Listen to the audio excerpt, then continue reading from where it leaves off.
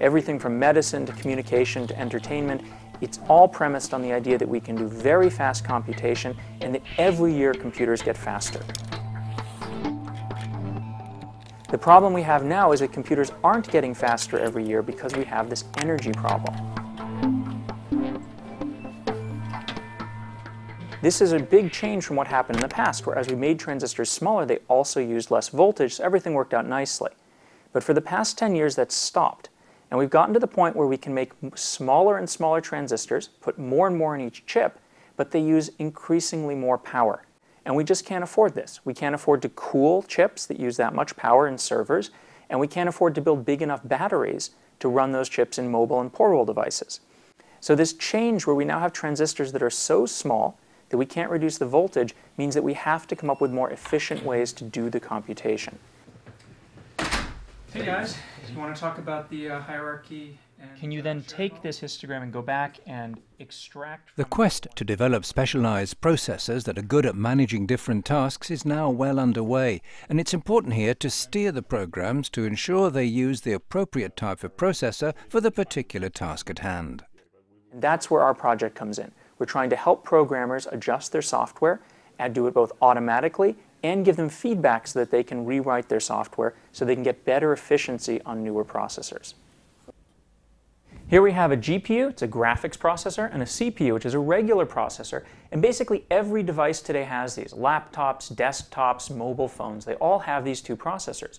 And if we look at them, they're very different. So the CPU here has 8 processor cores in it. That is, it can do 8 things at a time, and each one of these processor cores is pretty large.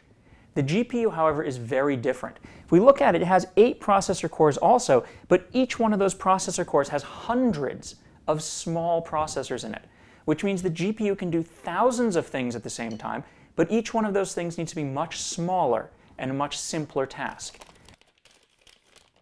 That's this teeny little metal square you see under the thermal paste there. That's the whole processor.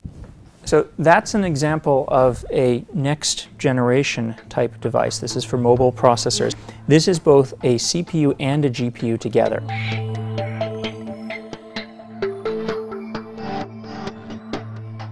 Different processors can easily be 10 times more efficient if they're running on the right tasks. So if you can figure out how to run your program on the right sort of processor, you can use 1/10 as much energy. If you run it on the wrong sort, it's enormously less efficient, and you use 10 times as much energy. Did you have them on the machine so you can just show? So we have students who are working on looking at how different programs share these resources. We also have researchers who are looking at how can I split up programs in order to be more energy efficient by taking different parts of the program and running them in different places. This research is particularly rewarding to work on because we all run into these problems every day. Everyone's experienced their cell phone running out of power or a new computer they buy not running as fast as they want. And understanding why it is that these things are happening and seeing where the potential to improve it is very motivating. But it's also a little scary because I realize that in the future we're going to have problems like this that are even harder. And if we can't take advantage of new generations of computers, we're going to be limited in the sort of medicine we can do. A lot of other science that relies on computation is going to be limited. So it's very motivating to know that this is a problem that everyone across every field is going to face. And if we can make a big contribution here, we're going to help millions of people.